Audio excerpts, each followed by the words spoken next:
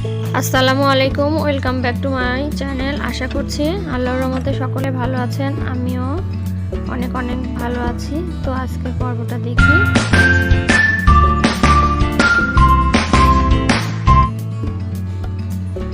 আমি আজকে fried rice রান্না করব। তার জন্য এখানে আমি প্যানে গরম পানি করে নিয়েছি, আর এখানে 2 চামচের মতো লবণ দিয়ে দিচ্ছি। আর আমি পোলার চাউল দিয়ে করব, এই জন্য পোলাও চাউলটা আমি ভালো করে ধুয়ে আধা ঘন্টা আগে পানিতে ভিজিয়ে নিয়েছিলাম। এখন আমি গরম পানিতে চাউলগুলোকে দিয়ে দিচ্ছি।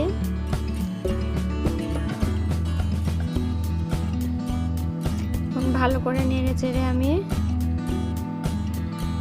দিলাম। আর এখন হচ্ছে আমি কিছুটা তেল দিয়ে দিচ্ছি, যাতে চাউলটা একসাথে লেগে না যায় আর সুন্দর ঝরঝরা হয়।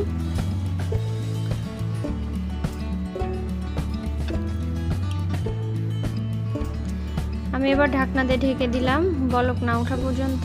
আর এখন ঢাকনাটা খুলে নিয়েছি, বলক উঠে গিয়েছে। আর আমি পুরোটা 100% সিদ্ধ করব না চাউলটা। আমি চাউলটা নামিয়ে পানি ঝরিয়ে নিয়েছি। এখন প্যানে আমি তেল দিয়ে নিচ্ছি।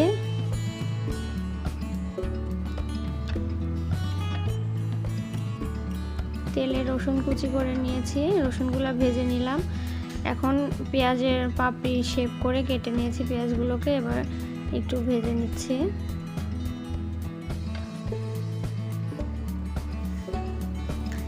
আর 2টা কাঁচামরিচও কেটে নিয়েছিলাম। আর এখন আমি এখানে ফুলকপি, পাতাকপি, টমেটো কুচি করে কেটে নিয়েছি, এটা এখন ভেজে নিচ্ছি। এখানে শীতের সবজি গাজরটা এখনো ভালোভাবে পাওয়া যাচ্ছে না, গাজর হলে আরো বেশি ভালো লাগে। তারপরে মটরশুঁটি, এগুলো দিলে কিন্তু আরো বেশি টেস্ট হয়।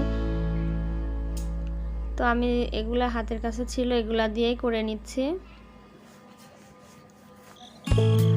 আর এখন আমি 1 চামচ গোলমরিচের গুঁড়ো দিয়ে নিলাম, যেগুলোকে ভেজে নিব ভালো করে। আমার কিন্তু ভাজাটা হয়ে গিয়েছে। এখন আমি এখানে 2টো ডিম দিয়ে দিচ্ছি। 2টো ডিমকে একসাথে ভালো করে ভেজে নিব।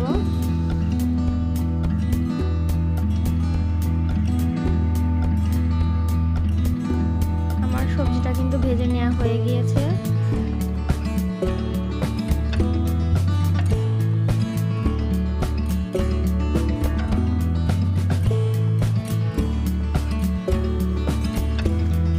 আমি যে ভাতটাকে ফুটিয়ে নিয়েছিলাম সেগুলোকে এখন আমি দিয়ে দিচ্ছি। আর এটা কিন্তু আমি 80%-এর মতো সিদ্ধ করে নিয়েছিলাম। এখন এটা নেড়ে চেড়ে মিশিয়ে নিব।